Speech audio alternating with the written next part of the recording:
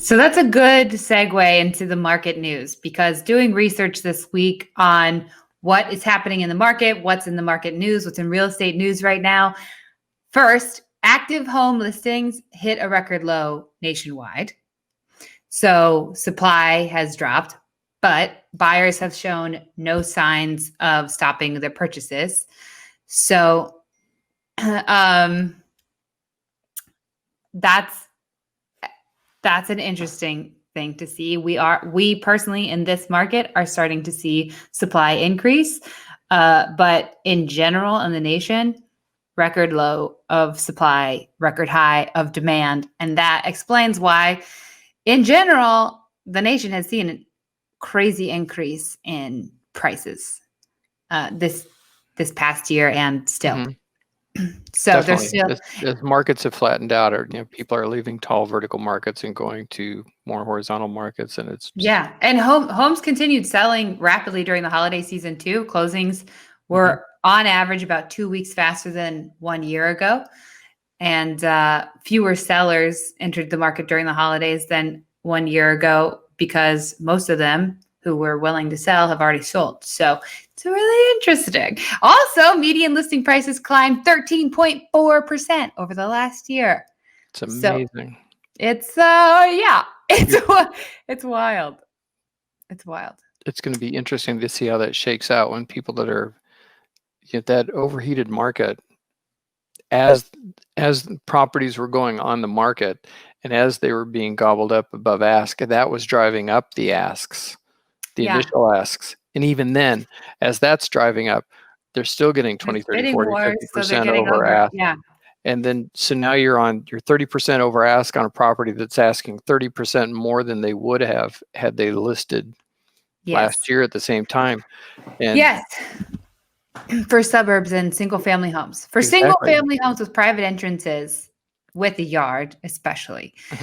Which is, it's so cool that we are where we are, because we straddle both. We do work in the suburbs and we work in New York City and urban New Jersey. Our team is covering all that ground. So we do research on all of that. And so you've got one side of the coin, which is that. And the other side is New York City and urban New Jersey. New York City specifically had a big decrease last year, as we know, in real estate prices and real estate volume and real estate everything. Rentals took a skydive. They went really low. So that's still are, but you spend more time in the suburbs than I do, and I spend more time in the city than you do. So I've kind of got the east. I've been in the lesser favored area the last 6 to 9 months, but I think it's going to come back.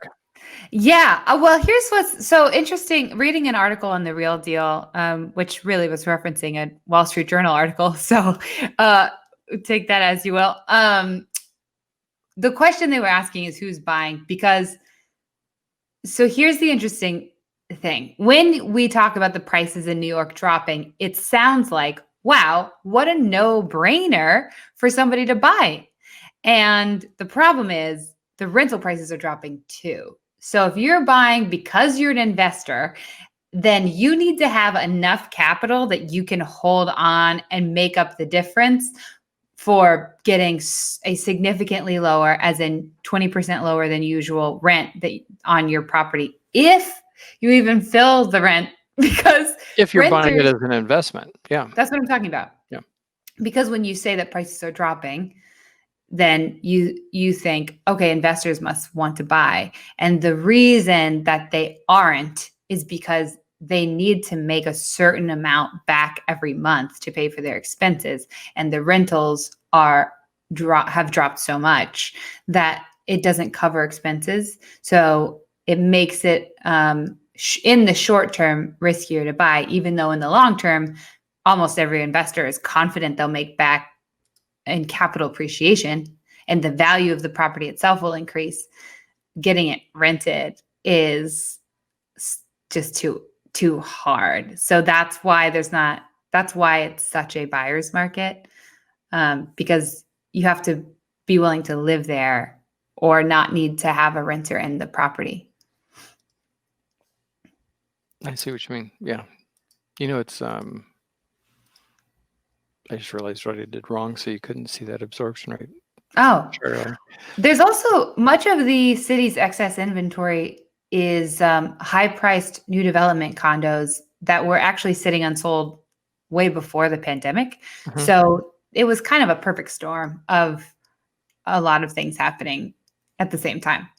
Right, but it's hurting everything. It's if you don't mind me plugging my 200 Hicks Street, Yes, go ahead.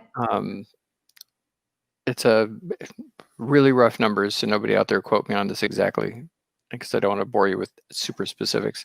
But basically, a 1,300 square foot co-op penthouse in a cute, incredibly cute building. I think it might be Yeah. Brooklyn's oldest co-op. Period. Surrounded by, I mean, when there are a ton of celebrities living within a block of Yeah. the place, it's a really good sign. The penthouse, if I comp it out as if it needs a renovation, no question, complete renovation.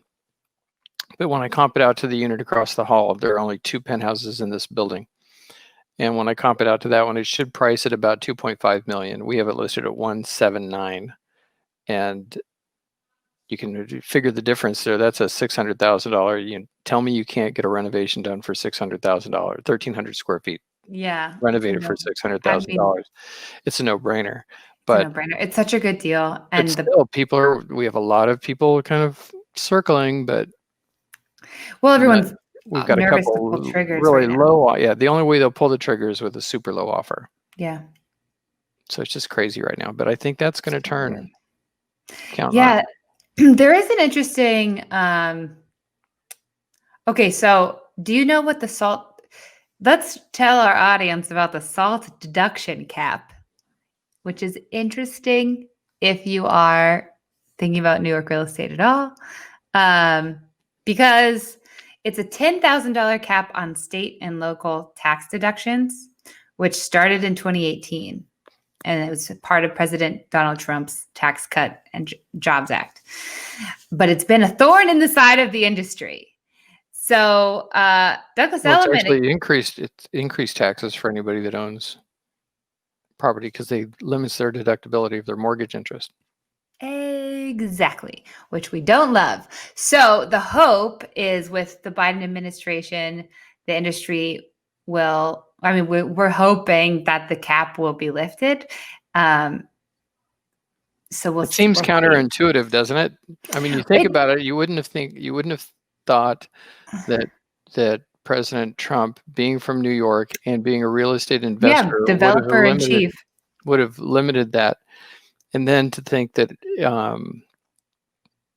on the other side, you would have assumed that something would have been more the other way, that Biden would have been more likely to do, or a Democratic president would have been more likely to do that than a Republican president. But it sounds like it may be exactly the opposite. Yeah, the notes, Deloitte prepared a report after the presidential election with notes based on what Biden said. So we'll see. And his position at the time on the deduction cap was said to favor repeal. Still vague, but at least it's a little hope. So we'll see. New York could use, I know that nobody has any sympathy for New York because prices are so crazy. But if you just within that little island itself, literally, it's killed them. And a lot of the taxes are, there's been a lot of taxation, mansion taxes, the fees. And there are a lot of the luxury market. It's still, it's still moving. There are still things happening there. Just at a lot slower volume, but a lot of those people slower volume and lower have relocated. Prices. They moved to Florida, moved to Texas, South Dakota. They're anywhere that there's no state income tax. Yes. And like, I can keep a second home in New York and call it my second home. I'll live somewhere else. Yep. And there are people who have, there's a Bloomberg article referencing a bunch of the highest talent and thus the highest earners in these large financial firms who have gotten approval to permanently be residents in other states, especially Florida, just like you were explaining. So On the other side of that, just one more fun market fact is Amazon is going to put $2 billion into affordable housing, not in New York. Because when Amazon planned to build corporate headquarters here in New York City, the opponents claimed that the influx of high-paying jobs would drive up housing prices, which are already too high, just as it had in Seattle, because historically that is what has happened. So that was one of the biggest reasons that the Amazon proposal was defeated. But now, 2 years later, Amazon has pledged to plow more than $2 billion into affordable housing wherever its employment hubs are. So they're doing that in the form of investments and donations over the next 5 years in Seattle, Nashville, and Arlington. So interesting. But not New York. But not New York because we don't have Amazon here. So I thought they bought, I thought Amazon, Google, and Facebook were all buying a lot in Manhattan. well, they're not. I mean, so they were going to build a new headquarters, Like a headquarters. Okay, so it's Yeah. basically headquarters. I get you. when they were having all of these cities bid and fight to have them, and then they decided on Long Island City, and then that changed. Which, fun fact, the fact that Amazon left and did not end up being in Long Island City, which at the time was ballooning prices there. Investors wanted to buy there as it would definitely, the prices were going to increase when Amazon came in. The prices have not decreased that much. As a matter of fact, the demand has stayed strong. And Is that the COVID and the fact that Long Island City's less dense? yes, and there's a developer who's selling, I think the developer's called East West, and they're selling this almost completed or like midway completed development project for $64 million. Oh, wow. So, which is higher than one would expect in a down market. So it's for them, not a down market. Somebody's got to be. I was just reading Jersey Digs yesterday. There's so much more new development planned. Yeah. Huge amount of new development planned, and more rentals. Which is Kirshner's new building in Jersey City. Oh, yeah. Not but the one that's going up now, but that's a brand new building that they they're just doing approvals another on. one? I didn't know that. Yeah.